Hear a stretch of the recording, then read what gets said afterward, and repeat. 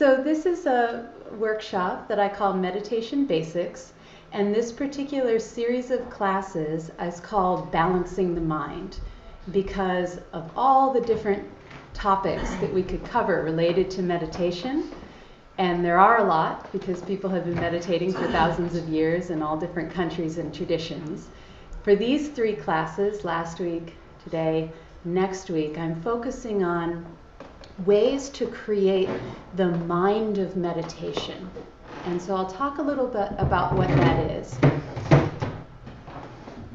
Meditation, in its sort of highest form, is not just about what happens for 15 minutes sitting on a cushion.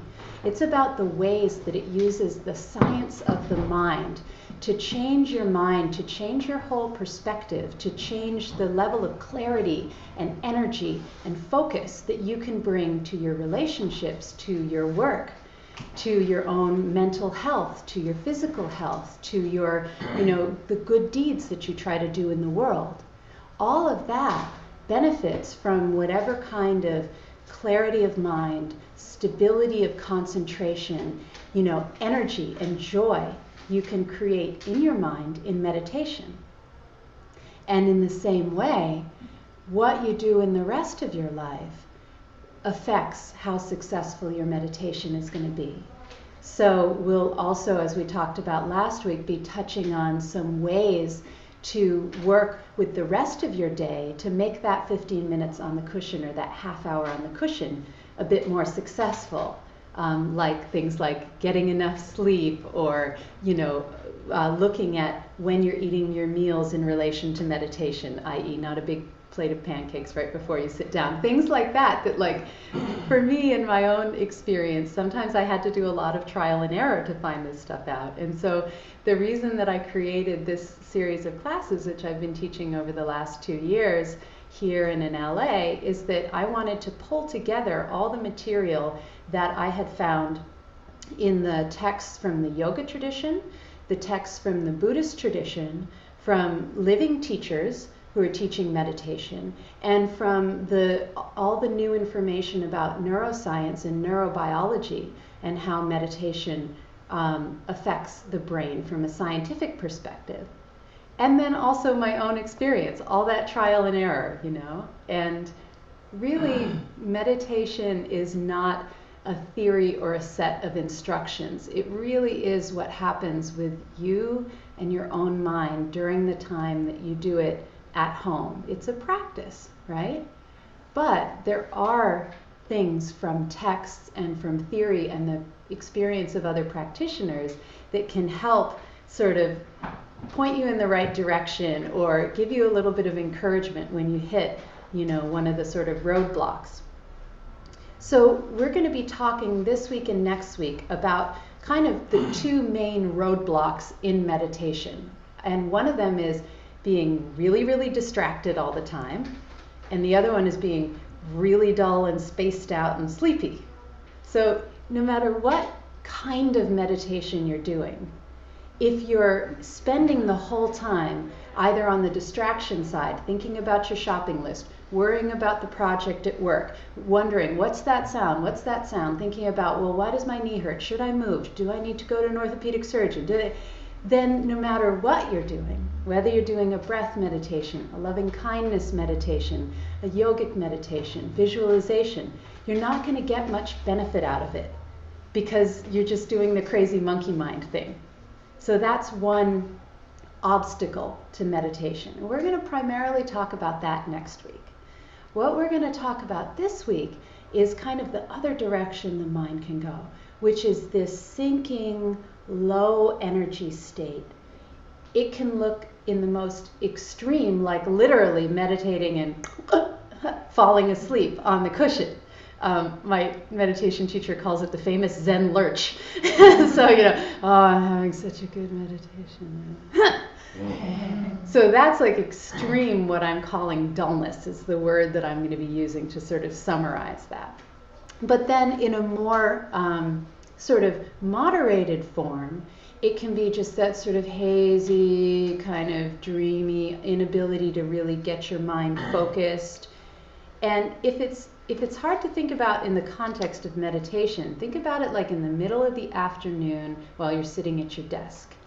And your blood sugar is low because you ate lunch a couple of hours ago. You're not particularly interested in the project that you're working on. You may not be actually falling asleep, but there's that mind that's just sluggish and dark and kind of unable to get really engaged or solve problems or sort of, have insights about things. You understand the state of mind? So no matter what you're focused on, it's the lens, it's the sort of smudgy lens that gets in the way. So whether you're trying to concentrate on a work project, or whether, your partner or spouse is trying to tell you about, some really important emotional dream that they had, and you've just woken up and you're like, oh yeah, no, I'm listening. I swear I'm listening, Or when, that you're just sort of spacing out and someone says, hey, what are you thinking about? And you just have no idea. All of those are types of this mental dullness, this heaviness, this sinking of the mind. And, I was talking to my mom about this, and she was saying, well, but, I think that a lot of people go to meditation because they feel like they've got the crazy monkey mind and they're stressed out.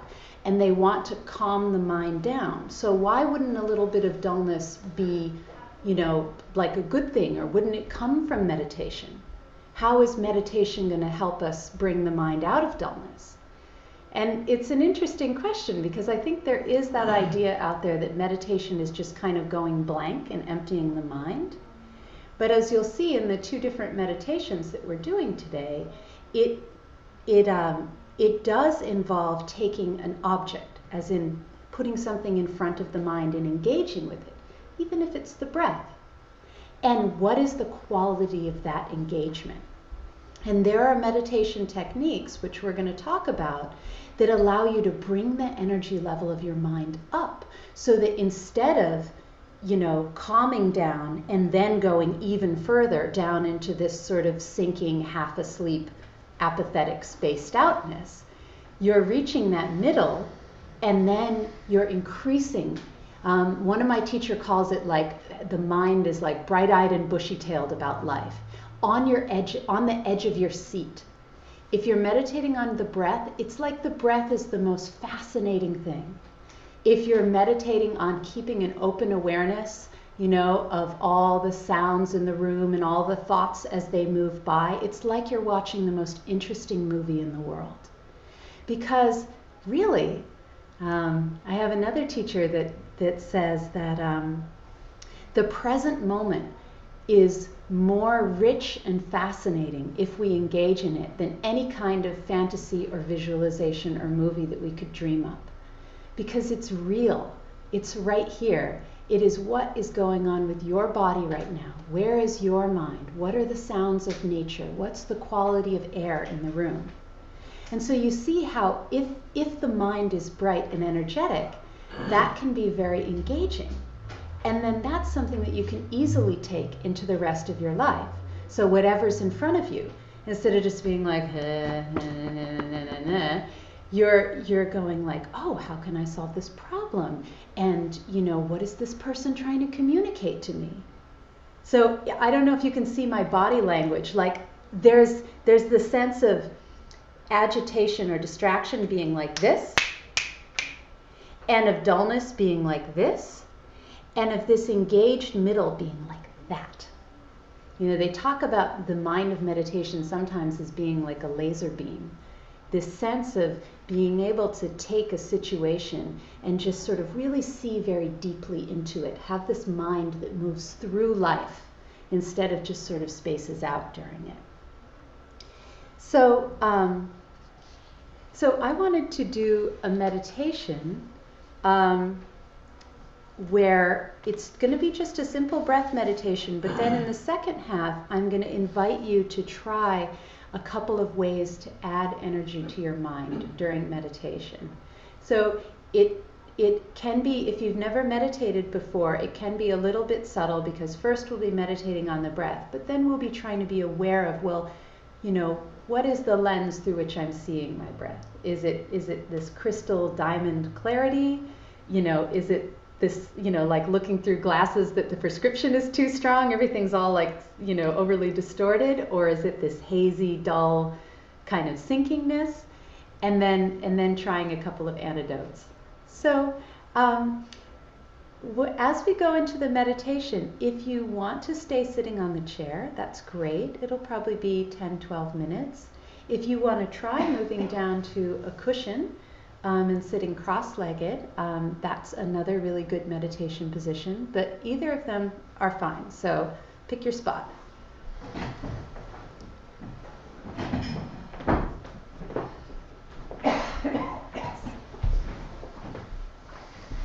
Nice. So whether you're sitting on the ground or in the chair, the most important part of the meditation posture is that your spine is nice and straight. That signals to your nervous system that you're in this middle state, that you're alert but relaxed. So we're not holding any tension in our jaw, or our face, or our shoulders, or our hands the way we would if we were distracted and agitated. But we're also not just sort of slumping over the way that we were if we were about to fall asleep. So even with the body, we're bringing it to that middle place before we even start, to give us the best shot at being in that middle place with our mind during meditation. And then if you're on the ground, your legs are just comfortably crossed, and see if you can get them in a position where your hips can be a bit relaxed. Is that all right? Yeah. And then a little bit of a tuck in with the belly allows you to sit up nice and straight. Take a deep breath in and lift your shoulders up, and as you exhale, just let the shoulders fall down. And place your hands on your knees or on your thighs, somewhere where you can just let them rest.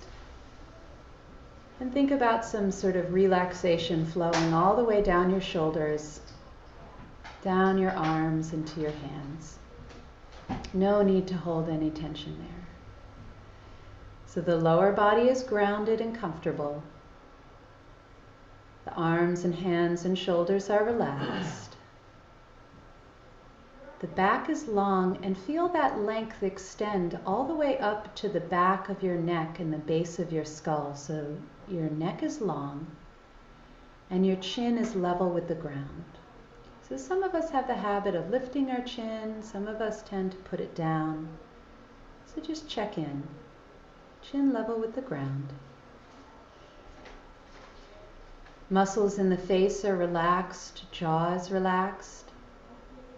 And then your eyes can be either completely closed, or, especially if you're feeling a little bit of this sleepiness and dullness, you can try keeping them open, a little bit of a crack, just to let a little light in. If that's distracting, then you can just close them. And take another deep breath in. And as you exhale, just settle down into your meditation position. See if you can keep your body still for the next 10 minutes. You can move if you really have to, but part of the practice is just to say, okay, the body's all right now. Now I can just let it go. It's here supporting me, but it doesn't need to fidget. And first, just allow your mind, your concentration, to be as wide as the entire building.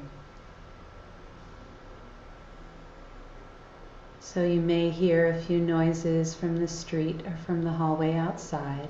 It's okay.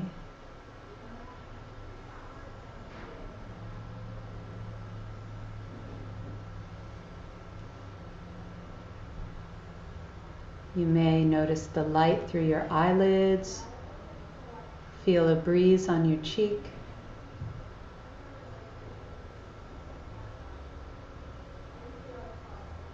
Just allow that all to be in your mind, while keeping your mind from thinking about things that aren't here in this moment.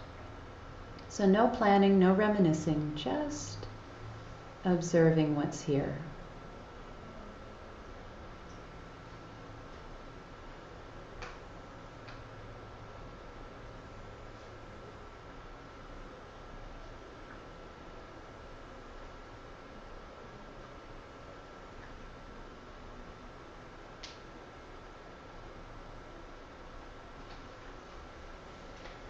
With this sense of open awareness, we can develop a sense of acceptance as well. So all the sounds, all the sensations can be there.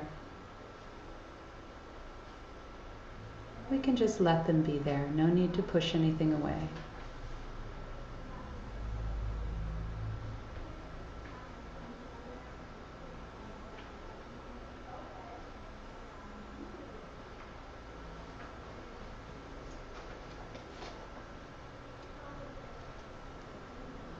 So you may feel that your mind is on the bright side right now. When we open the awareness out wide like this, it lets more energy, more stimulus into the brain, which energizes the mind.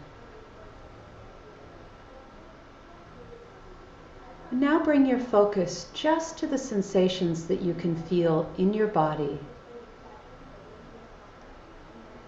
The pressure of your feet on the ground,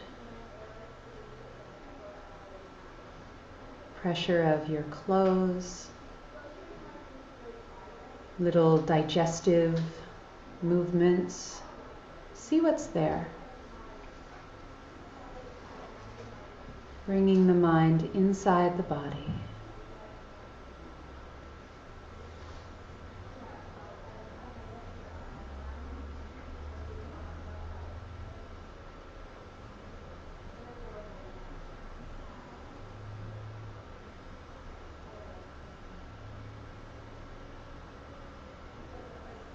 You may notice that one of the things that you can feel in your body is the sensations of your breath as it moves through your torso,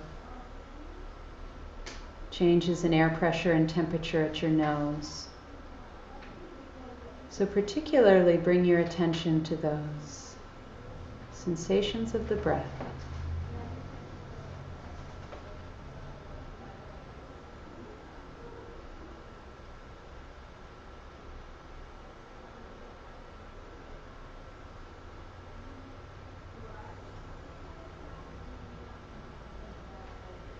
And now refining your focus even more, tune in for 10 breaths to the edge of your nostrils where you can feel the air moving in and out. Or maybe you feel it on your upper lip. But bring the mind in and really concentrate it there for 10 breaths.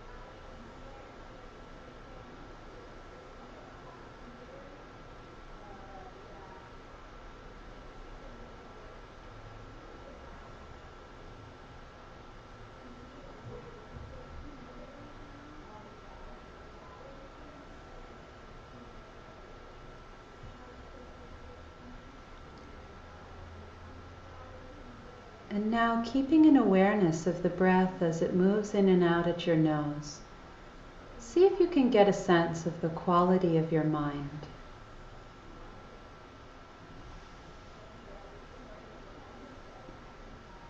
Maybe you noticed it most at the moment when I started speaking again after a bit of silence. Were you starting to get sleepy and dreamy? Or was your mind wandering?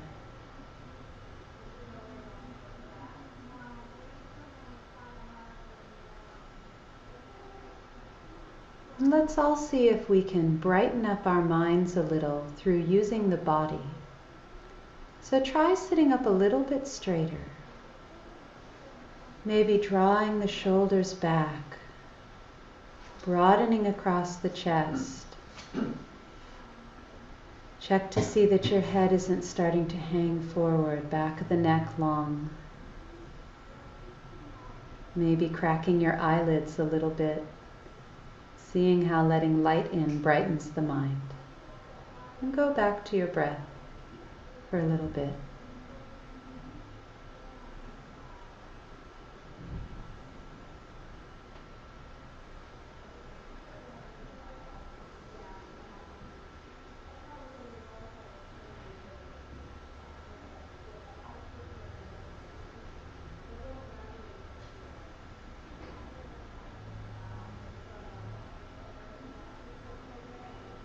Bringing your mind into that point of focus at the tip of the nose.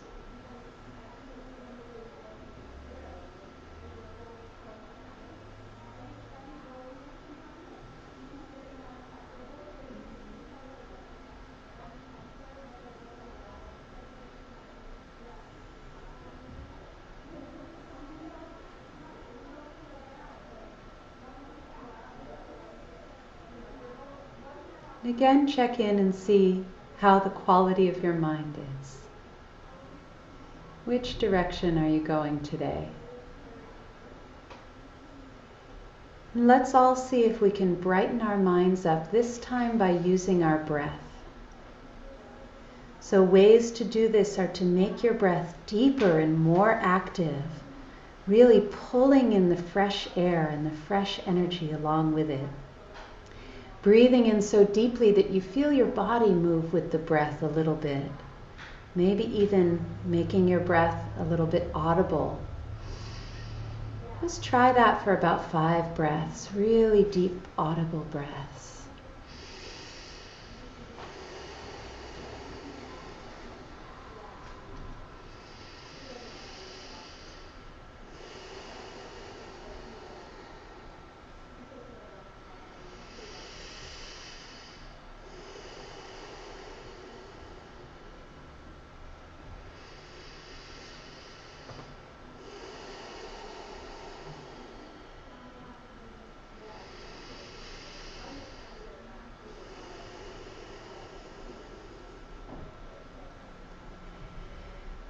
So after 5 breaths like that, return to your normal breath and check in on the quality of your mind. See if it's brightened up a little bit.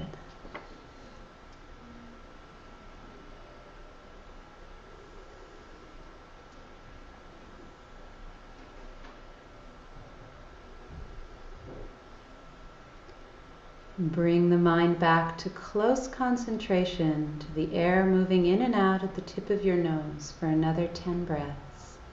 Using that energy you just generated with your breath to make your concentration, your focus, bright and crispy.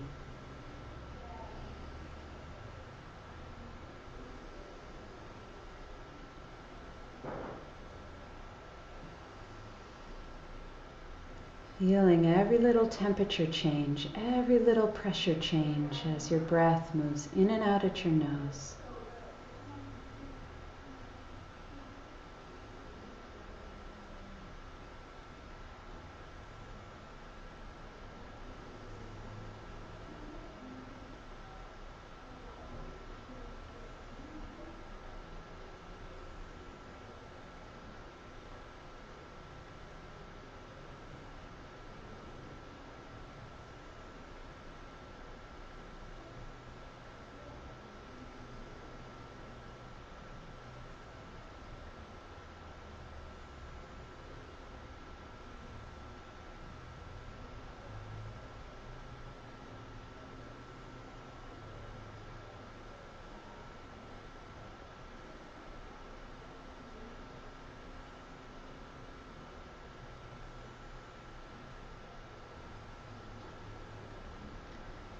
Check in at the quality of your mind one more time. And now take your awareness wide again to include all of the light and the smells, the sensations and the sounds in the whole room, the whole building. Allow your mind to be filled with all of that information. See if that changes the quality of your mind. Air on your skin, the pressure on your feet, the sound of the person next to you, the light coming from the windows, Let your mind take it all in. Open sky mind.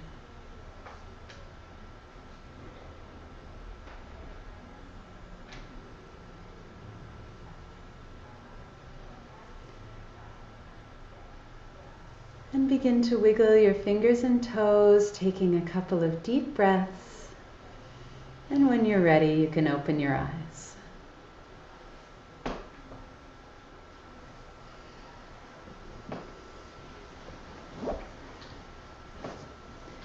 So how was that? Any comments? Relaxing. Good. Relaxing is good. Did you find yourself getting sleepy at all, or did any of the techniques help you? Yeah. Any in particular? What came in with a sore back from Pilates. Oh. But it's not bothering me, so I think that helped just now. Nice, moving the energy and maybe just sitting up nice and straight and yeah. Anybody else? I have a mechanical heart valve, and when you asked to internalize, I actually visioned I could see out the valve opening and closing, and it sounded really loud. Oh wow, that's interesting. It was actually drowning your voice. Wow, Yeah. that's some pretty intense inner focus. Yeah, it was. And how was the quality of your mind? Much clearer. Yeah. It was almost like I equated it that show where you're in the sub and they were in the body, and I was looking at the valve work. I was like standing there watching. Wow, wow. It was huge, in retrospect, but it was deafening. Huh, that's really interesting.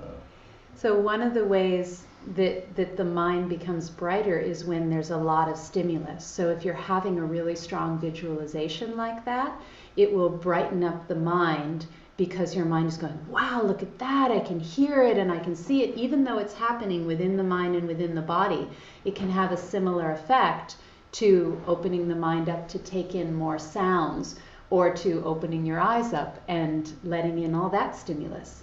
Does anyone feel more awake with their eyes open than they did with their eyes shut? Yeah. So I'll talk about that in a minute, but did anyone else have a comment? Just because some of this is a little bit complicated, is there written, like, can we access something about the class if we want to refer back to it? Yeah, and I can also send a transcription of the meditations. So if you want to be able to do these meditations at home, you can leave your email and I can send you the steps that we just did, because sometimes, learning these things does take a little bit of practice. So, it's not a coincidence about the eyes open and shut, and that's like one of the most sort of easy proofs for this idea of the mind is used to being awake when it's stimulated, and when you take the stimulation away, the energy level of the mind drops, and it drops beyond just a state of relaxation down into sleepiness. So, usually during the course of the day, we're in a deluge of sensory information, of sounds and of smells and ideas, and sort of emotional environments that we're trying to navigate, thoughts where we're trying to figure out, problem solve and remember things. And though the energy level of the mind fluctuates up and down, it tends to stay more active because there's all this outside information coming in.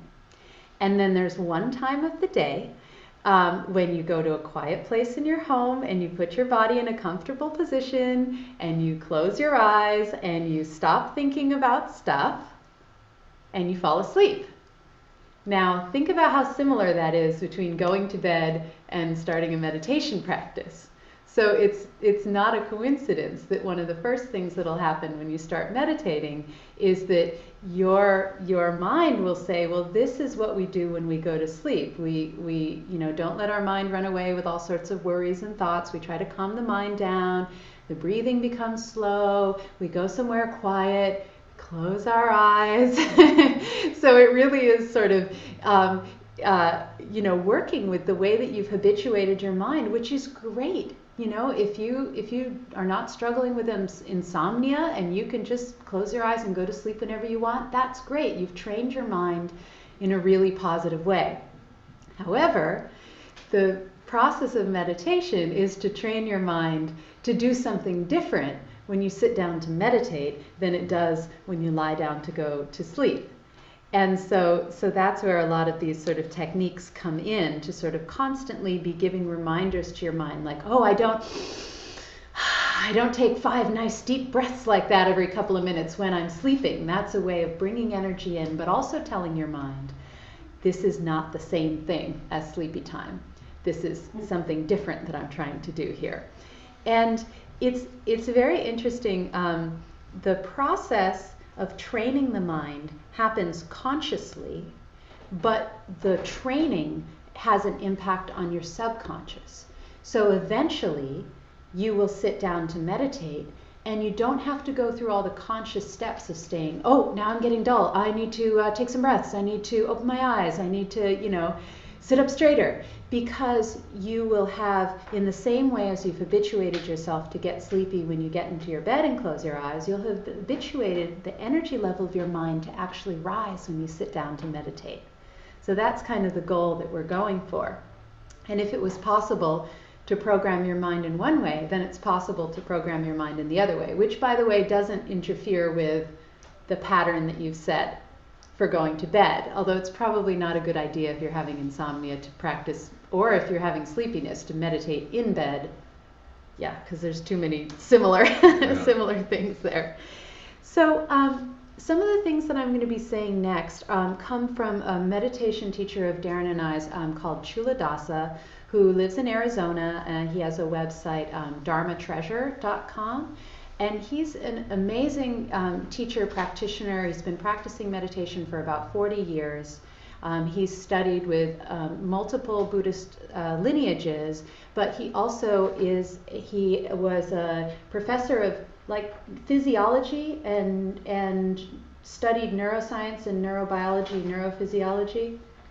Trying to get that straight. But so he pulls in a lot of modern scientific information about how the brain works, and is able to use that in conjunction with these ancient texts to say, well, when the Tibetan Buddhists in 750 AD said, open your eyes a crack if you're feeling sleepy, what they were doing is they were letting light in to stimulate the retina, which adds, stimulation to the nerve cells in your brain, which raises the brain, and so you're like, oh, cool, all right.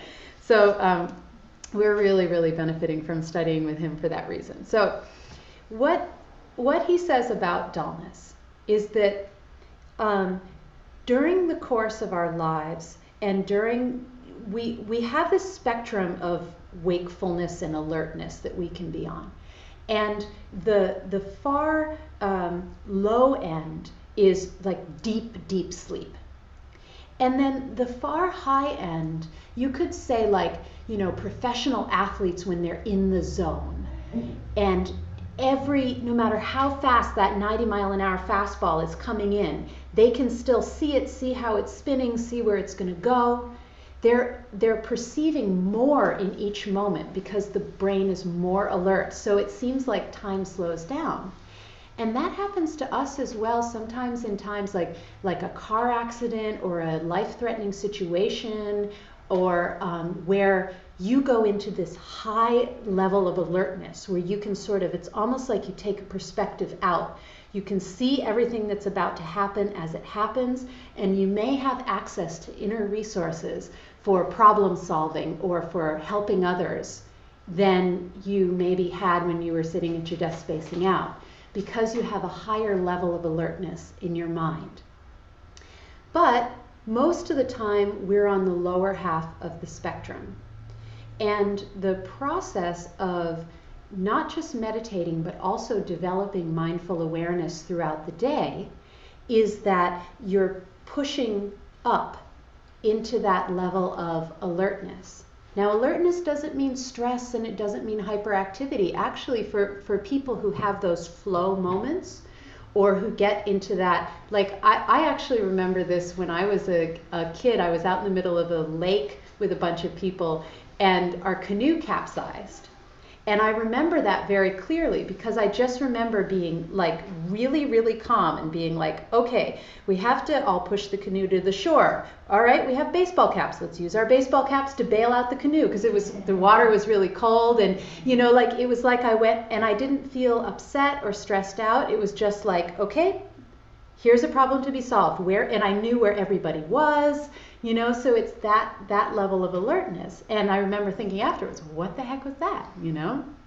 So that allows so much more capacity. Imagine if you could be in that kind of state when something wasn't going wrong, you know, and you could be, you know, you would be like an amazing actor on stage, aware of your blocking, aware of the audience, aware of where everyone was standing, aware of what was going to happen next in the script, aware of the tone of your voice, right?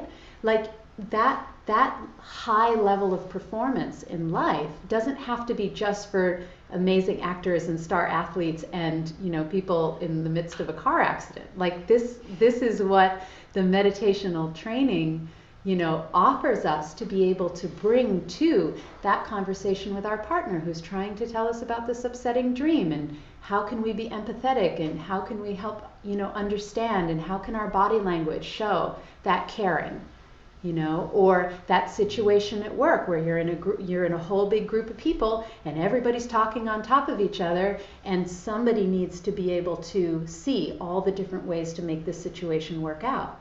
You know, those are just the real life applications of having this level of energy to the mind. One of the ways that my teacher explains dullness from a neuroscience perspective is that you're having fewer perceiving moments of consciousness. So you're like, okay, you know, I can see Audrey, space out, space out, space out. Oh, I'm noticing Audrey again, space out, space out, space out. Oh, I'm noticing this pain in my back, space out, space out. Like, it's like if you were watching a movie and you took out some of the frames. You could still get a sense of the picture and of the flow of things, but there would be some kind of gaps, or there'd be some stuttering or some jerkiness. Whereas if you were able to, you know, slow that movie down and watch every single frame, you would get this really sense of intensity and flow. And so you're actually within the same, and that's why you could say that things seem like they're in slow motion during these cases, because actually your mind is just getting a lot more information out of the world and from yourself, and more input from your body at those times. So, you know, and it doesn't fit the image, I think, sometimes when we think of meditation, and from this conversation with Audrey as well the other day, of meditation is about, you know, just pacifying the mind and then just zoning out to get a little bit of stress relief for a while. It will happen that as you move away from distraction, you will feel less stressed out because you'll have much better clarity, much better ability to just move forward and make decisions. But that's not going to come from just sort of checking out for 15 minutes a day and then being like, oh, the timer went off. All right, well, I guess I was meditating because I wasn't really thinking about anything for 15 minutes. All right, back to my life. That kind of meditation, a state they call like subtle dullness, this sort of lethargy, spacing out, that doesn't really change your mind in order to make you more engaged or more capable in your life. It's this working with the mind in a way that you're both taking away the distractions and raising the energy that does that.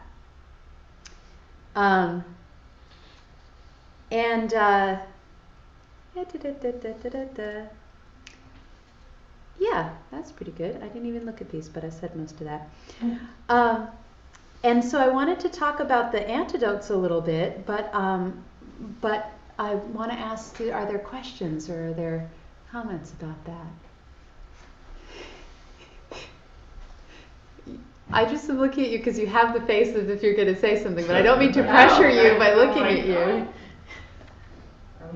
Okay. So, is anyone interested in the fancy neurophysiology behind bringing yourself out of dullness? Yes? Yeah. Yes. Okay, cool. So, One of the things that you'll notice if you do a meditation like we just did at home is that sometimes you'll do something like take 5 nice deep breaths, and that'll be all you need to do, and you'll spend at least a good 3 to 5 minutes, or maybe even the rest of your meditation not feeling the same kind of lethargy and sleepiness that you felt. But sometimes you'll find that you'll do something and you'll think, okay, I feel more alert, and then like 2 breaths later you're right back where you were and you're sinking fast. And that's actually a state of mind called sinking. And what happens is that your wakefulness is regulated by a sort of feedback loop between the cerebral cortex, the sort of thinky part on the surface of our brain, and the reticular activating system, which is part of the brain stem, so a sort of more instinctual kind of biological part of the brain. I don't know, I guess it's all biological, but and so when you're taking in information and you're going through your day and there's a lot of stimulus, or you're driving and you're reacting to all the cars, there's a lot of processing going on in the cerebral cortex, and that's constantly sending signals down to the reticular activating system saying, we're awake, okay, you're paying attention, yep, all right, got it. And that being stimulated will then send energy signals up to the cerebral cortex saying, yes, we're awake, okay, let's stay awake, let's keep doing these things.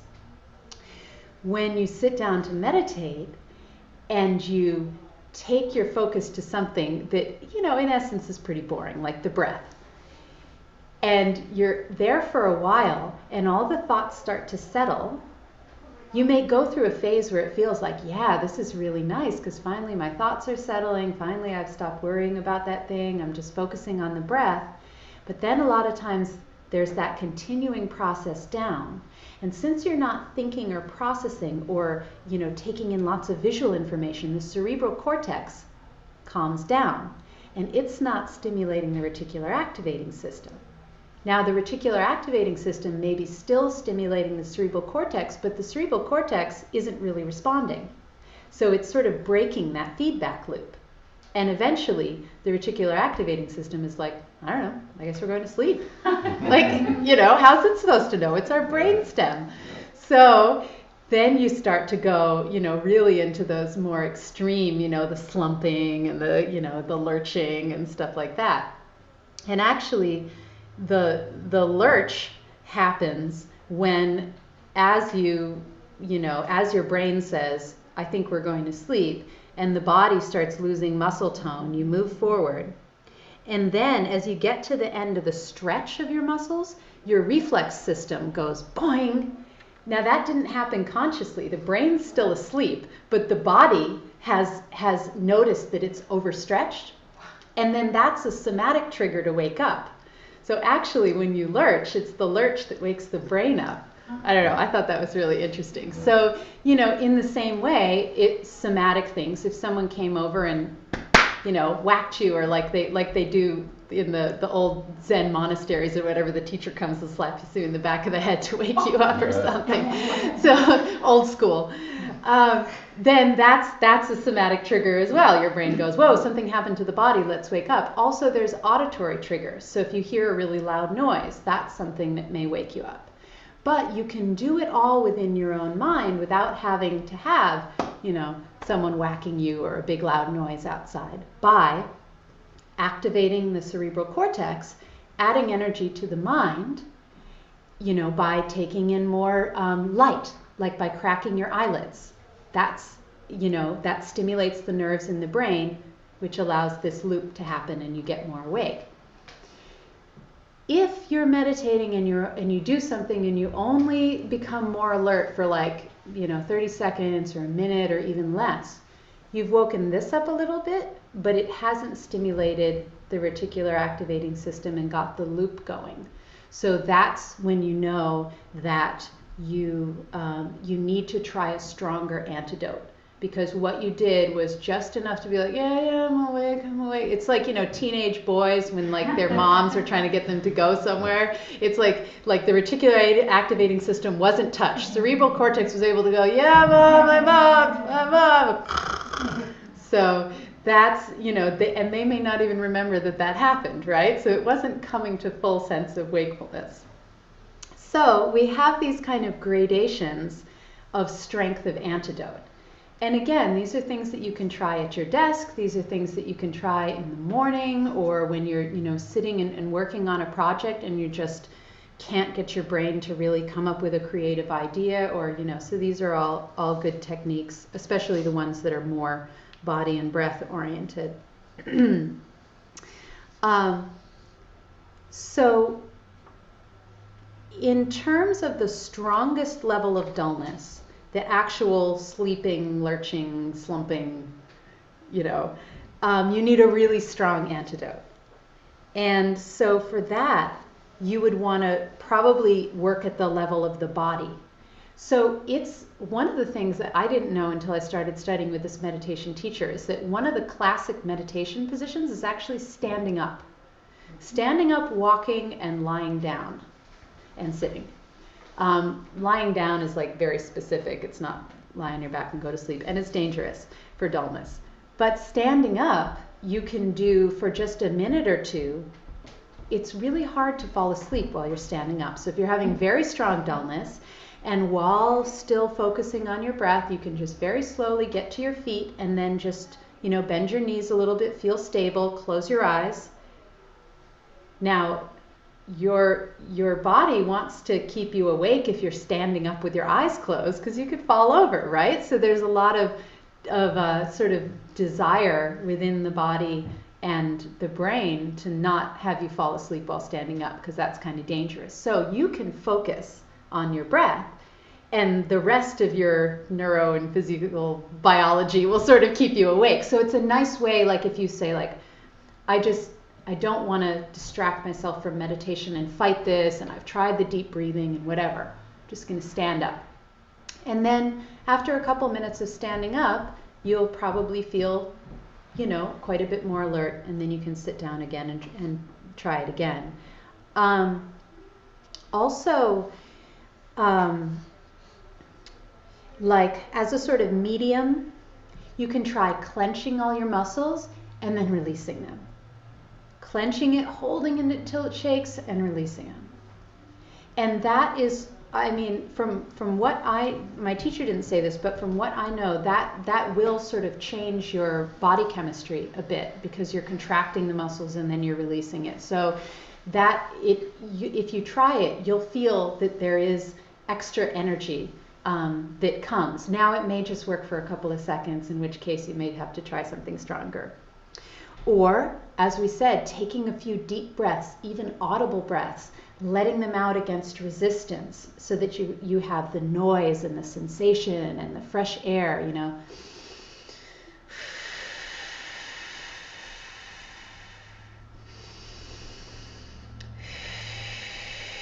That's not something you do when you're just about to go to sleep. So it's a nice sort of breaking that pattern.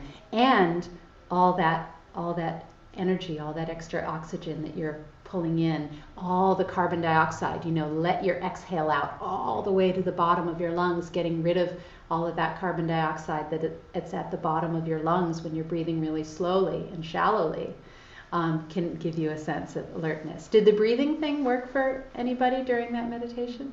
I found that really effective. You also have the option to, as we talked about, either open your eyes a crack or literally just open your eyes. Now, if you're sitting in a room full of people, that may be more distracting, but if you're sitting at home, especially if you're in a clean and peaceful corner of your home, or if you're meditating in front of an open window, like a window, and you just open your eyes, let the light in, maybe watch the clouds for 10 breaths or something, then close your eyes again. See what that does. I find that very effective, because all that light and all that freshness and the open, I have a window that shows a lot of open sky and the tops of trees, and I find that brightens up my mind without me having to do anything too distracting, like standing up or things like that. And then, as we did in the meditation as well, you can do it. So far we've used our body and we've used our breath by opening the eyes, clenching the muscles, breathing stronger. But you can also change the energy level of your mind by just changing your mind. And the way that you do that is by opening up the focus.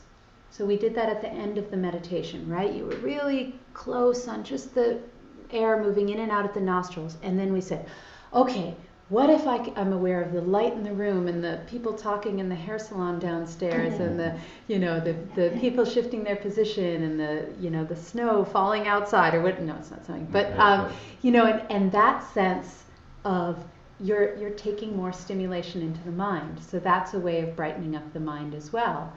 And so if you think about, we do a lot of these things naturally.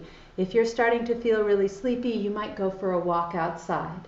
That's waking yourself up because you're standing and you're walking. You're probably taking deeper breaths. You're getting some fresh air, and you're taking in a lot more stimulus than you were when you were just looking at your computer screen.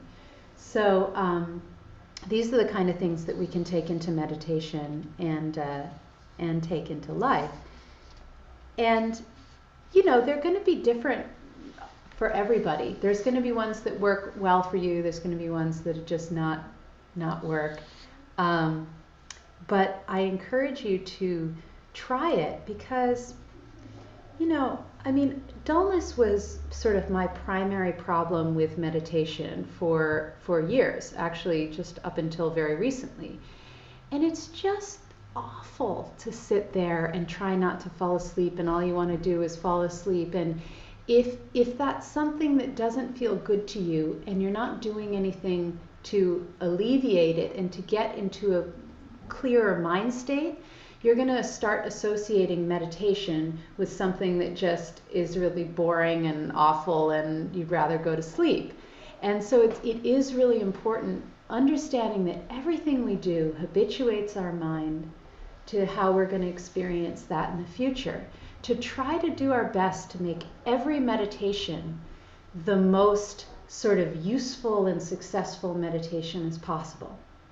Now, successful doesn't mean you didn't have dullness. Successful means that when dullness came, you got experimental and you said, well, okay, this is the present that I'm working with right now. I can't wish that I wasn't dull today. I can't criticize myself for not being a good meditator. Like, this is what's in front of me. Even if you're dull because you stayed up really late the night before, the meditation time isn't the time to get really self-critical about that and give up. It's the time to say, great, dullness, what an opportunity. I could never possibly have the opportunity to learn to bring the energy level of my mind up if I never had dullness. So, looking at it that way, then you go like, well, this is what I'm working with today. Let's try some of those things. And every time you can successfully bring your mind out, you've had a successful meditation. In fact, our teacher says the only bad meditation is the meditation that you didn't do. And for me, I find that when I'm having a lot of trouble with dullness, I'll wake up and I'll go, oh, I feel really sluggish and dull this morning. I'll just not meditate right now. I'll meditate in like an hour after I've had my tea and maybe done some stretches. And then when an hour comes, by then I've probably ended up, getting on email, and then I'm really busy. And, I'll start putting it off because I don't want to fight that fight.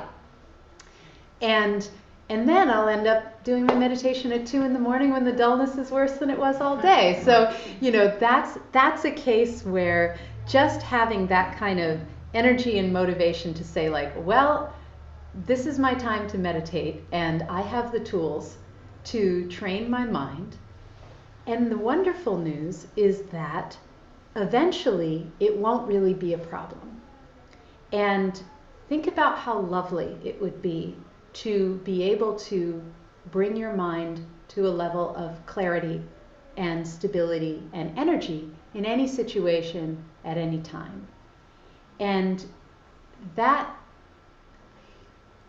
after this last retreat that we just went on with our teacher, I actually finally really experienced that, of being able to sit down, get up at 6:30 in the morning for our morning session. We'll get up at 6 and sit at 6:30 for this morning session. start out sleepy and raise the energy level of my mind during the meditation session rather than starting out sleepy and going downhill. And then spend the second half of the meditation, doing other stuff, focusing on my breath and scanning my body or whatever, not spending the whole meditation working on dullness, fixing that at the beginning, and then it's okay. And it's just so encouraging to be able to say, when I'm really diligent and I apply these things and I don't just let myself nod off, then I have the opportunity to really change my mind in a lasting way. And then, he says as well that if you're sick or if you're, really, really sleep deprived, no matter what stage of meditation, what level meditator you're at, when the body is really, really tired, you will experience dullness of the mind, but that it doesn't have to be a mind-generated dullness. You can sit there with your mind observing the dullness in the body and, So I found that very encouraging. In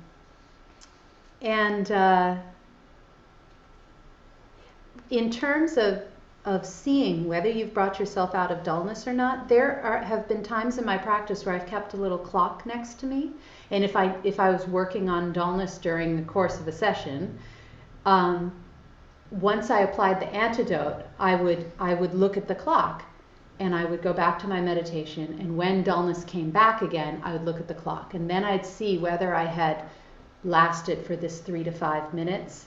That meant that I had fully aroused my mind and I had stimulated the reticular activating system and everything, or whether I had just done a sort of half measure and then slid back into dullness, in less than a minute or something. And that really helped me learn what kind of things were really helpful for me. So, I think that one of the discouraging things about meditation is the feeling that there are probably people out there who are just naturally really great meditators, and it's not me, and I'm just not very good at it, and I tried it a couple of times, and I was really sleepy, or I was really distracted, and it's my fault because I'm not good at meditation. And that's the kind of thinking that can put a really early end to what could be a really helpful practice. So I find it very helpful that in all these texts, from the Yoga Sutras 2,000 years ago to, in the 700s in Tibet to, current neuroscience, they're talking about that it's natural for the mind to do these things and that there's ways to change the mind so it doesn't always have to be like that. And that actually your mind is doing a really good thing. You're closing your eyes. It thinks it's like sleepy time, So that's no reason to be hating on yourself and saying, "Oh, I'm not, never going to be capable as a meditator." So I don't know.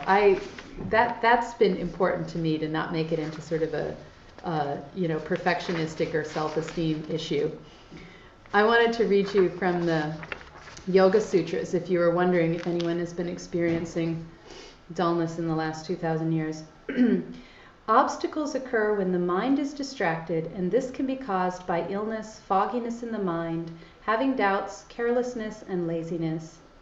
Disease, dullness, doubt, carelessness, laziness, sensuality, false perception, failure to reach firm ground, and slipping from the ground gained.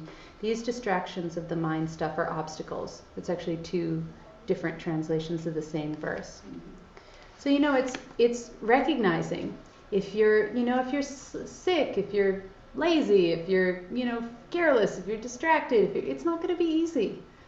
And that's okay, because the benefits, which we're actually going to talk about, kind of next, keeping an eye on the motivation and the goals and the benefits and doing enough practice so you start seeing some of those benefits in your own life gives you a balance to those difficult times and gives you a sense that, that progress is being made and that it's worth, pulling yourself out of sleepiness a couple of times. But it's hard, I remember that feeling from university of just like, oh, it's just, where they, like in the cartoons, they put the toothpicks in the eyes and just being like, how much would I pay to just be able to put down my head on this desk without anyone noticing and just have a little 20-minute cat nap, right?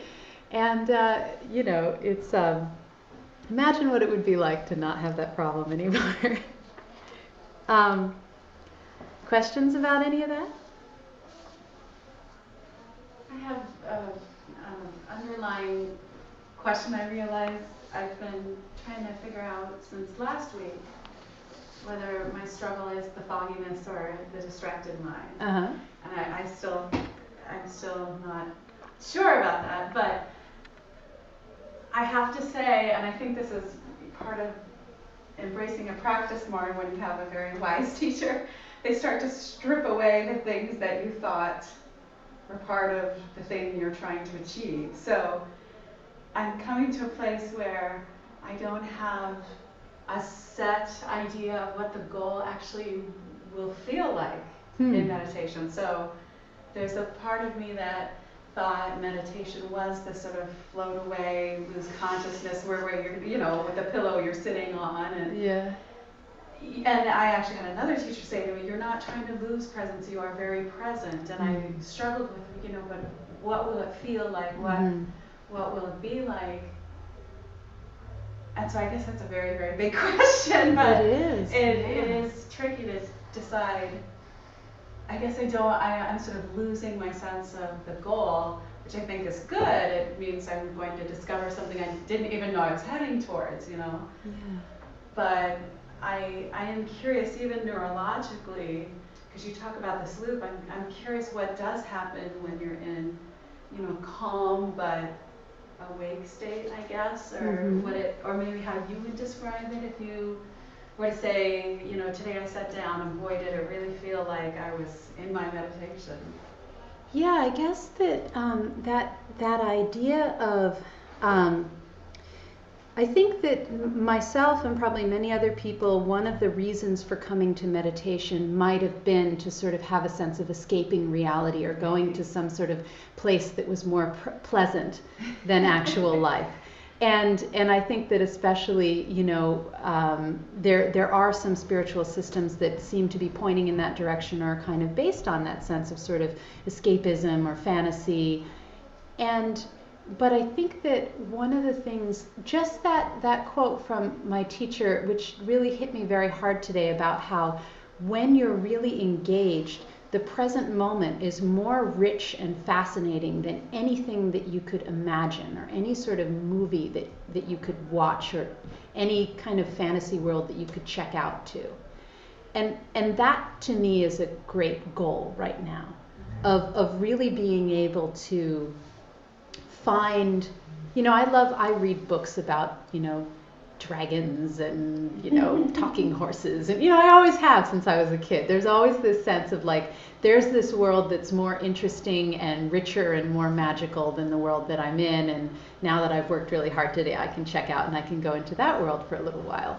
But the goal of you know, of this kind of meditation and of practice is to really enjoy every kind of nuance, and even to really deeply feel the difficult emotions and be able to be very empathetic and be able to connect with life and be able to be and actually, when you have more perceiving moments of consciousness, colors are more vivid, shapes are more clearly defined. There's a vividness in the world that is, you know, it's like CGI or something, like, right? So, you know, what if that could be then the experience of walking around, is that you don't have to, you know, fly off to some sort of other paradise where things are different, but that you can appreciate the beautiful aspects of everything that's around. And actually the meditation that we're going to do at the end is a little bit about that.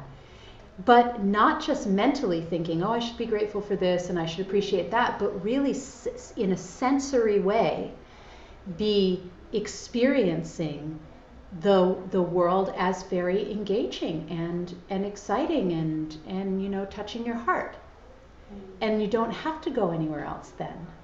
And it doesn't mean that everything's going to be just hunky-dory, moonlight and roses. There's still going to be suffering. There's still going to be illness. There's still going to be people that need your help. There's still going to be difficult emotions that come up. But what is the mind that you bring to that? This committed and stable and energized mind that's able to see different possibilities, that has perspective, that's able to have enough energy not only for itself but for other people. This is the kind of the self that we're building with these kinds of practices. You're taking away my escapism. but that's it. Thank you. Girlfriend, I got it ripped away from me as well. That helps so much to hear that, because I think, how do you function in your life if escapism is your way to have peace and come into a different sense of joy? And I think if you are a person gifted with a good imagination, which I was as well as a child, I think when I close my eyes, my brain goes, woohoo! Yeah. Now we can imagine. Yeah. And so it is very hard to rein it in. And I actually found the things that you were asking us to do to brighten our mind actually just brought my focus back.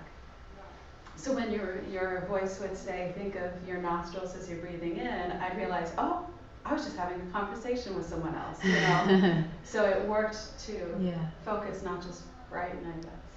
So 2 things about that. One is that I also feel like the kinds of meditation where you are going through in your mind a situation that you may not be able to handle in your life. Like we did a loving kindness meditation last week where, at the end of it, we were actually sending loving kindness and the wish for them to be well and free of suffering to even someone that were having a really difficult time with, imagining them sitting right in front of us, opening our hearts to them, saying, I understand that you're suffering just like me, whatever kind of beef we have, you deserve to be happy in your own way. Now, that in a way could be a fantasy because it's a visualization, but it's not escapism because it's training our mind to be able to do that in life. So for me, these 2 kinds of meditations, and in each of these classes, we'll be doing more the breath and concentration and awareness meditation, the skill of meditation at the beginning. And at the end of class, like today, we'll do a meditation that's more about challenging the mind and developing some qualities, some spiritual qualities, using the mind of meditation to really make it, juicy. I find both of those very helpful because in one of them you're learning about your mind, you're connecting with reality, you're learning how to control the state and the quality of your concentration.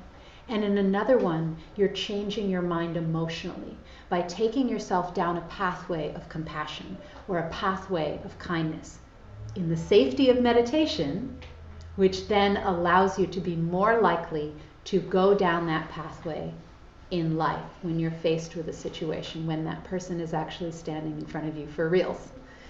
So I find both of those very helpful functions of meditation, and they work with the same primary thing that meditation is doing from a scientific perspective, which is working with neuroplasticity to rewire the synapses in the brain so that you are thinking in different ways, you're seeing the world in different ways, you're seeing yourself differently, you're reacting to the world differently.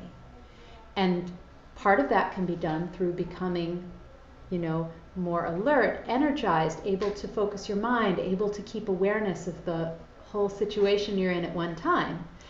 But part of that process can happen through developing these kinds of emotion, compassion and empathy and forgiveness, and doing them over and over in meditation, which allows you to do them more in life. So it's working with the same function, but 2 kind of different ways.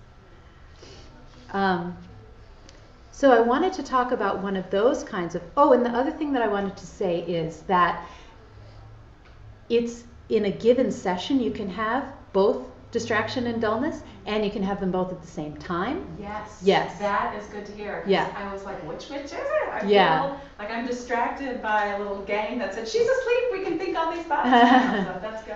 Because I find when my mind is lower energy, I have less of an ability to notice when I'm getting distracted, and I'll more likely tune in when I've gone on to the third thought in a whole chain of mind wandering, rather than being like, oh, I can kind of hear my mind start to think about my email, but I have enough energy to just bring the mind back.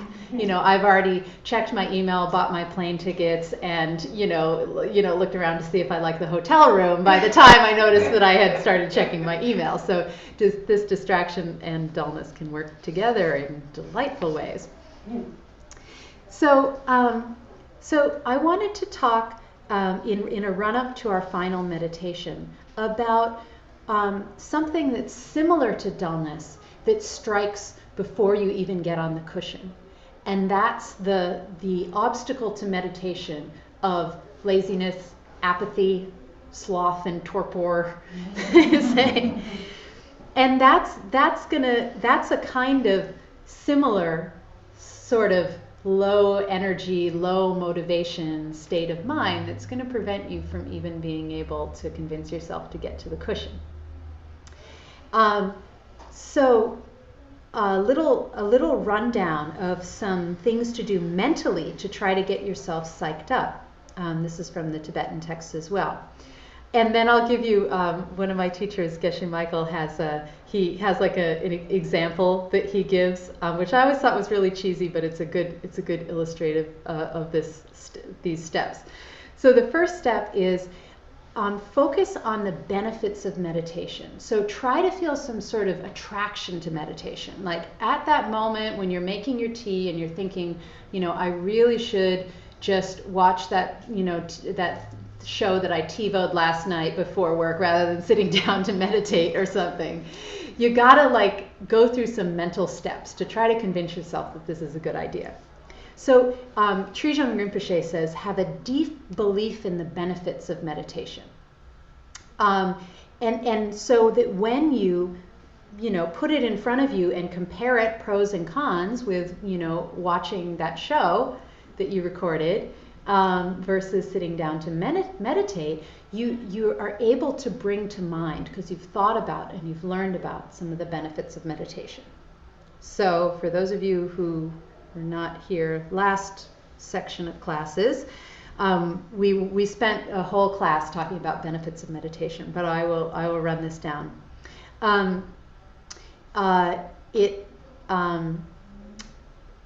It increases gray matter in parts of your brain. It reduces the stress hormone cortisol. It can help you prevent, because of the sense of keeping the brain young and increasing brain growth, it can help prevent dementia. It strengthens your immune system. Because of the decrease in cortisol, it has benefits to the cardiovascular system, to the digestive system. It can help with chronic pain, with insomnia, with anxiety. You can use it to increase your compassion and your empathy, to lift your mood, because it increases activation in the left frontal regions. It can allow you to withdraw your mind from stressful matters and come to it with a fresh perspective.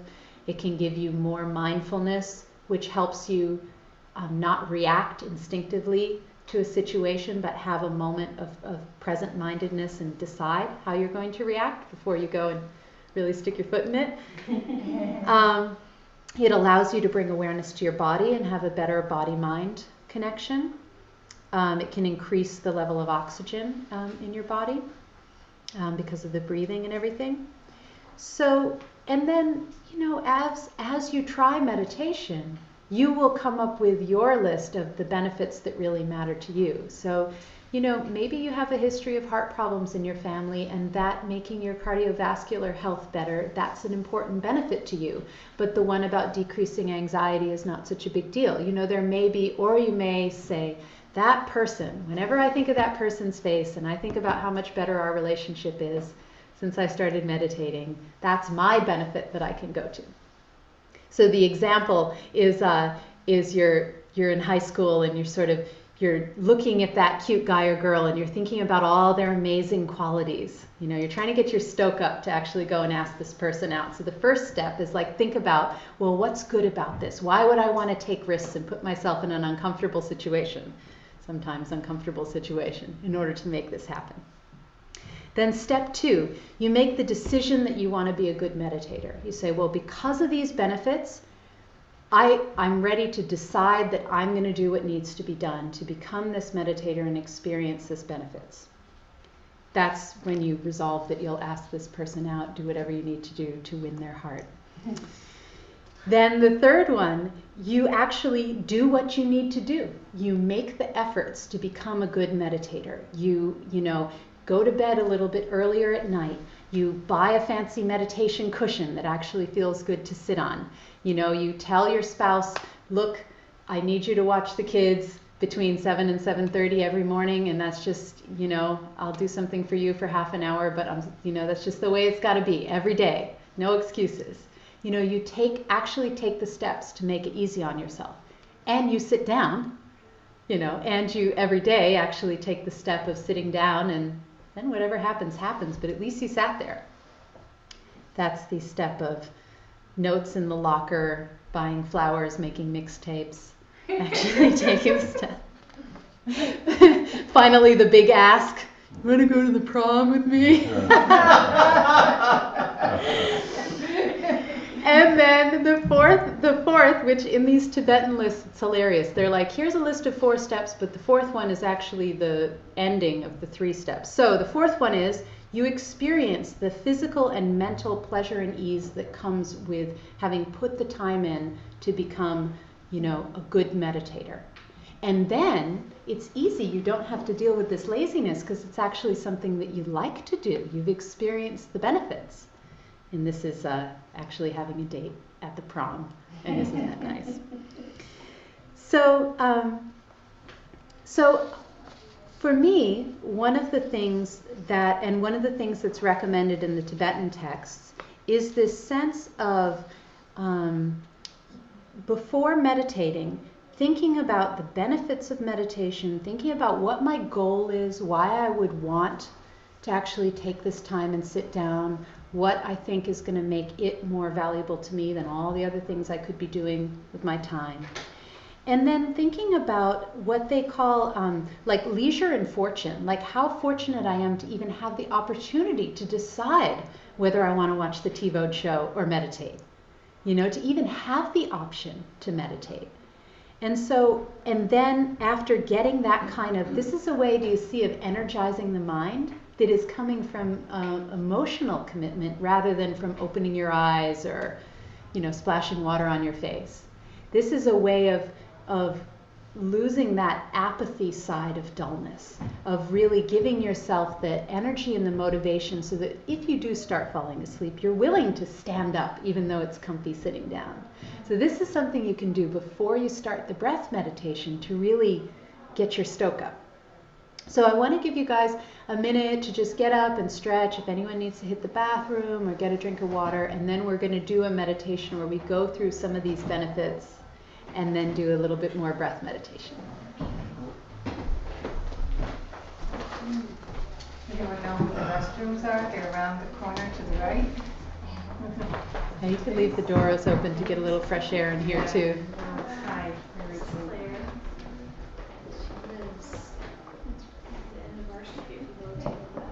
Is there anyone on Ustream?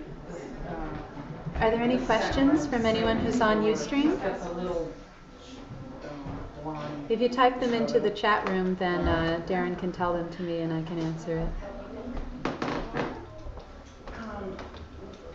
To the Pilates class in summer. And so that's Nope. Okay. I really like it. Yeah. This morning People on Ustream, don't go too far. It's a short break. This is not the time to go and make yourself a giant omelet or walk the dog. Just a minute. had been hurting from, I think, sleeping. But yeah, it's like, I go off to work and it just kind of melts away. But today, it was weird that it popped up later, so. You should stay for yoga. It'll be a nice, gentle yoga class. Yeah, I made a commitment to go walking. It's my exercise day. But today, it was, I was just telling Claire, not usually, but the past couple of weeks I've been waking up with this kind of pain in the butt. And today that wasn't the case, but I did a floor exercise and probably did it wrong, and Were you at Claire's it's not a big 10:15 deal, Pilates it's just class? really annoying. Were you at the 10:15 Pilates Yes. class this morning? Yeah. Yeah, I know Kalia's got a back thing going on too. Sorry, I don't mean to be No, you do whatever you need to do. I'm glad you came. I didn't know if you'd come or not. I'm just sitting so aggravated right now. Yeah. Well, I understand if you don't want to stay for yoga. Oh, I thought it would help. Okay, good. Yeah, if I'm moving, I'm good. Okay, Moving or laying down, I'm good. good. Sitting makes me like. Yeah, just be it's like in here. It's just smack. I found a chiropractor, so they took. I think when I sit and I try to hold my body, my upper body is kind of facing I'm just tilted. Can you put like a roll behind your back or for Yeah. yeah. At home doing the meditation and all of this, one day I lay down, but it hasn't hurt because I sat on the couch and I just gave up the ghost, but I get this like, I can do this, and it's just a spasm that's pulled my ribs out of alignment. And, yeah, it's all right. I'm getting the help I need. It's one of those things there.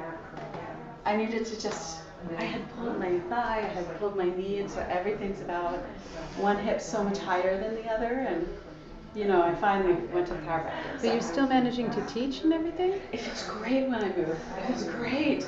But he took a look at me and he said, your hip is like an inch higher on one side. Oh, wow. He said, you're just going to keep messing with things. So it's fine.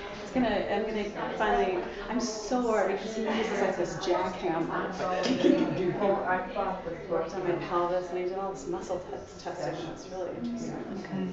Well, we're going to be doing like some Warrior 2 related positions today, so if that's too much on that hip, then just adjust how you need, or just do some wide-legged straddles or something, just I promise to be standing. really, Yeah. you can see I'm just doing what I have to do. Can you go and collect Absolutely. people? Thank you. I think we're going to start. Okay.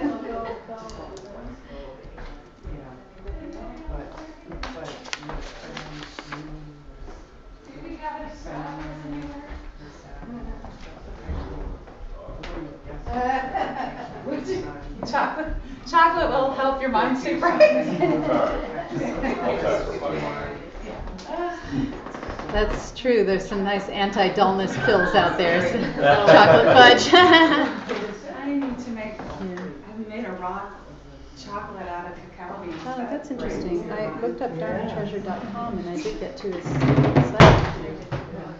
So.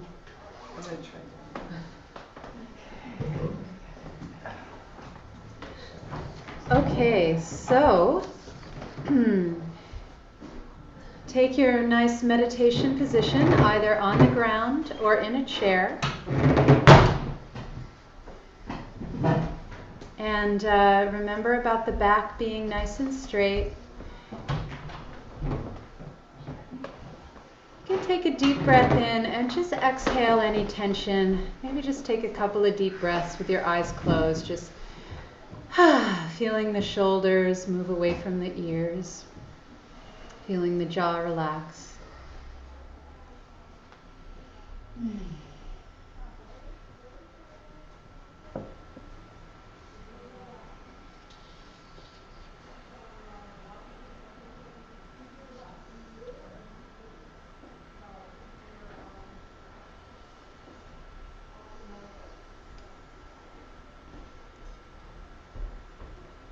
Allow your mind to become aware of everything that's in the room, everything that's in the building,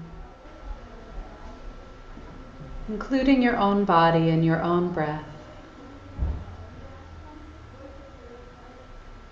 Just letting your attention move naturally to any of the sounds or sensations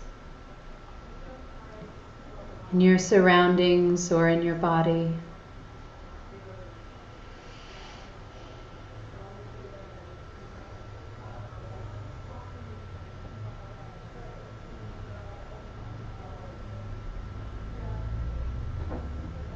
Trying to allow the attention to move, but the mind not to go off to the races with analysis or judgment.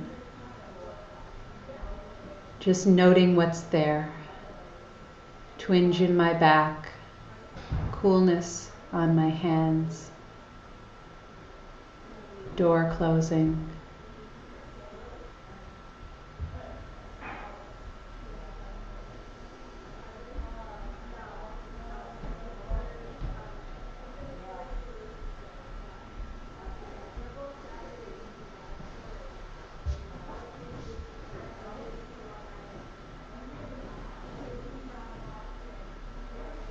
And then keeping an awareness of the sounds and sensations in the back of your mind. Bring your attention to your breath. Just 10 breaths, focusing on the way that the air moves in and out at the edge of your nostrils. You'll still be aware of the room, aware of your body and aware of the sounds. But your primary attention is focused on the sensations of the breath at your nose. You can count to 10 as well, if that helps.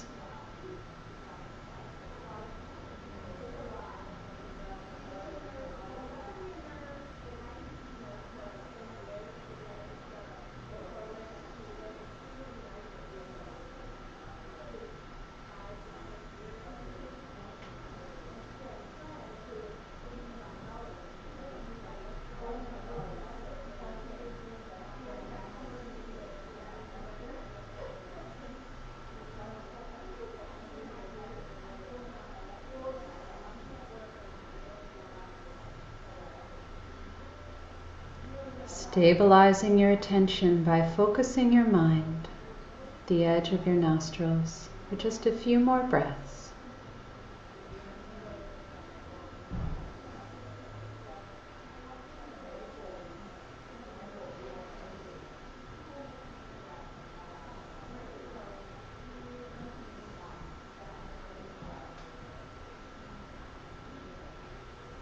And now, with this calm and focused mind,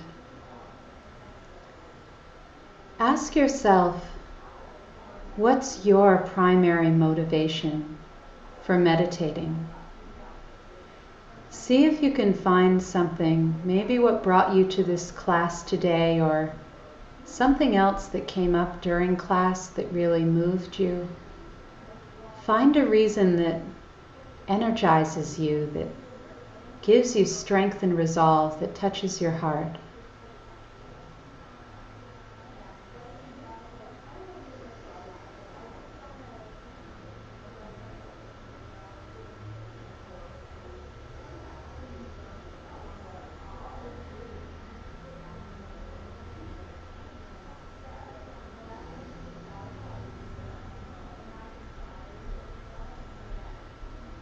What is it for you that makes a half hour of meditation more valuable than a half hour of extra sleep or a half hour of TV?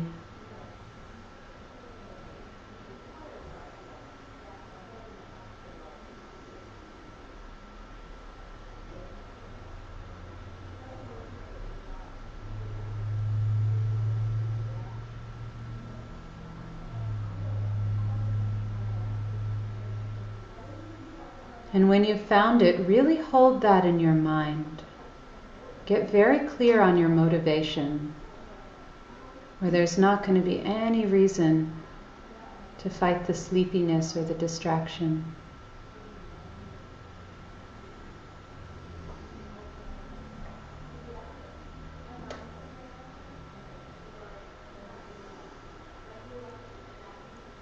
And with that motivation in your heart, let it roll over into a commitment to be diligent during this session.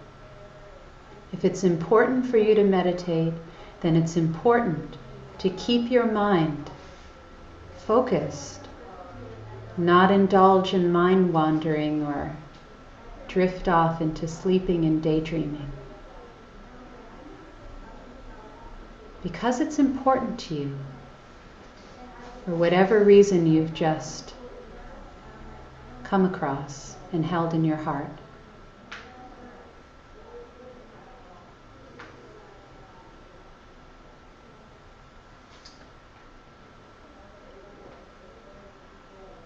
And then think about all the ways that we, right now, right here in this room, have the best shot possible at a good meditation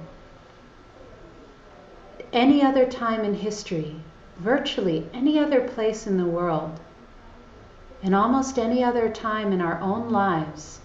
We wouldn't have this clear an opportunity to meditate and to achieve whatever goal it was that you honed in on. So why waste another day?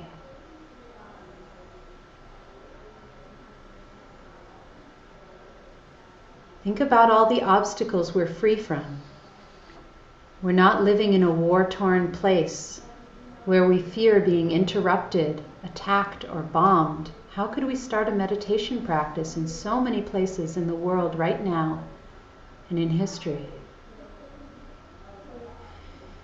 We're living in a place where we have a choice of a spiritual path to follow. Think about all the other places, all the other times in history and places in this world now where groups like this gathering together to meditate would be illegal, would be persecuted. Surely we should take this opportunity.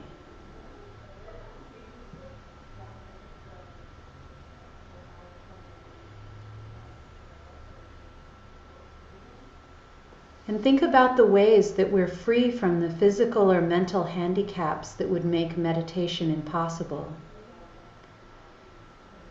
If we had an injury that made it too painful to even sit still,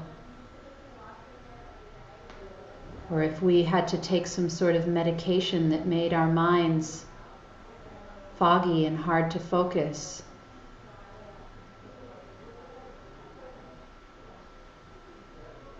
and think about the other times in life, sections of our life where we were too young to even care about holding a steady thought in our mind. Times in our life when we were old enough that it was hard to keep our concentration. Now, this is the time in your life when you have the best shot at reaching the goals of meditation. And not just now, but today. Today you are healthy enough to have come to this class. Even tomorrow you could have a cold or a migraine, or have something happen that you're so worried about that you can't focus.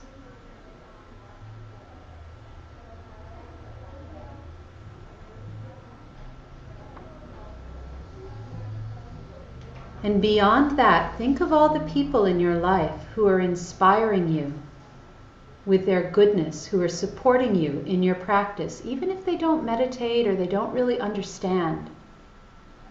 They're still giving you the freedom to come here and do it today. Feel that gratitude motivate you to try harder, to be more regular with your practice, to fight against dullness.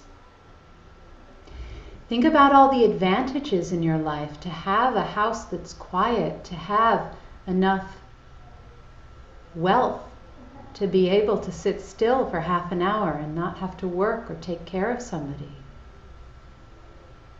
Think of your good fortune in being exposed to the idea of meditation. In this globalized world we live in, where we know about these Eastern traditions, think about these amazing people in the room with you, how they're all here trying to meditate too.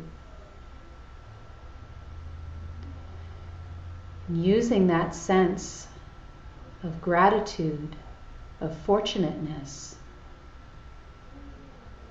use that to build your motivation and stay bright and clear on the sensations of the breath for the next couple of minutes, coming back to those emotional qualities that motivate you whenever you feel your concentration or your motivation slipping.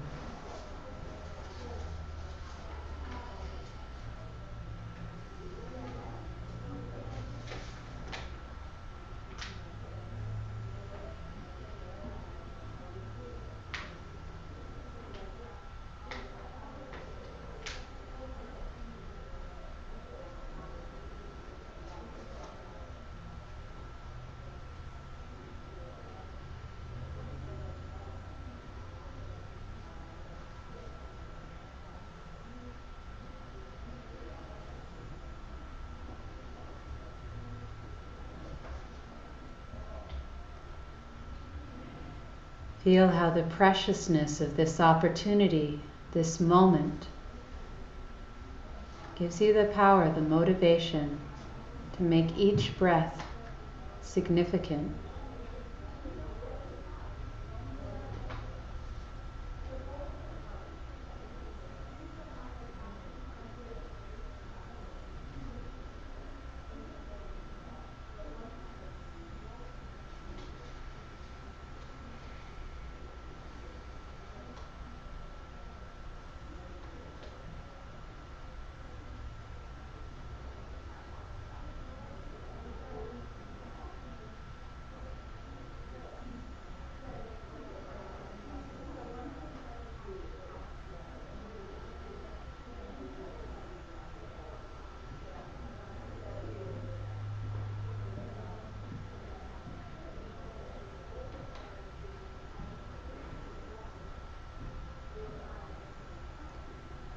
Allowing the noises to stay in your periphery, not letting your mind go to them, staying on the sensations of the breath at the nose.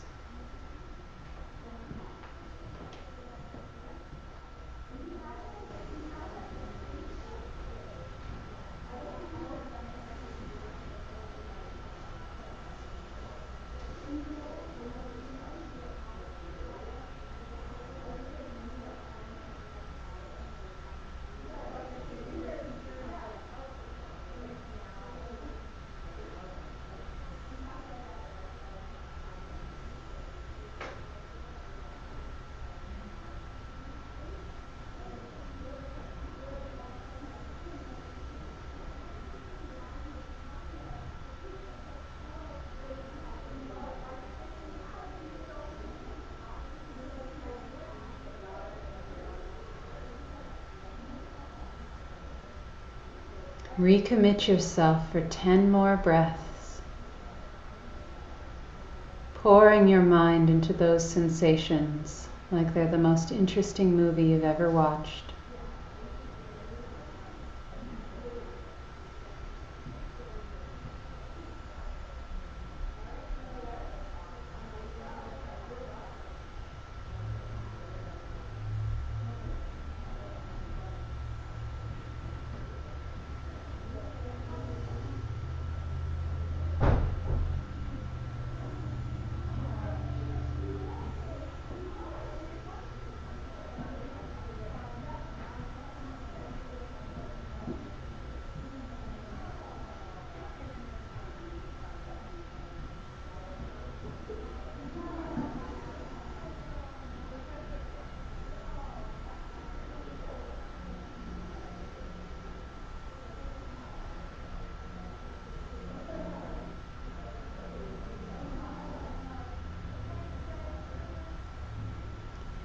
And finally, relaxing your concentration, deepening and lengthening your breath, opening your mind as wide as the whole room, feeling the brightness that comes through opening up your awareness. Wiggle your fingers and toes, allowing that energy to flow out into the rest of your body. And when you're ready, you can open your eyes.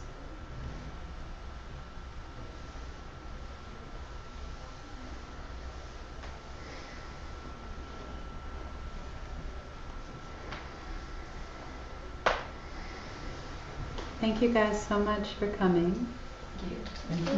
I'll be here if you want to come and ask questions. I don't want to keep the class any longer since we went a little bit over. And then, of course, we have class next week at the same time. And if you want to stay for yoga, stay for yoga. And if you'd like, I think you gave your emails when you filled out a form. I can email you information from the class, including my teacher's website, dharmatreasure.org, and any notes on all the different tips and techniques for getting rid of dullness, and then you'll have that to work with at home. I can also send you audio of a guided meditation so you can work on that. Yeah? That'd be great. Cool. Yes. Okay, great. So I'll just send it to everybody unless anybody has a... All right, I'll send it to everybody. Thank you. Thank you.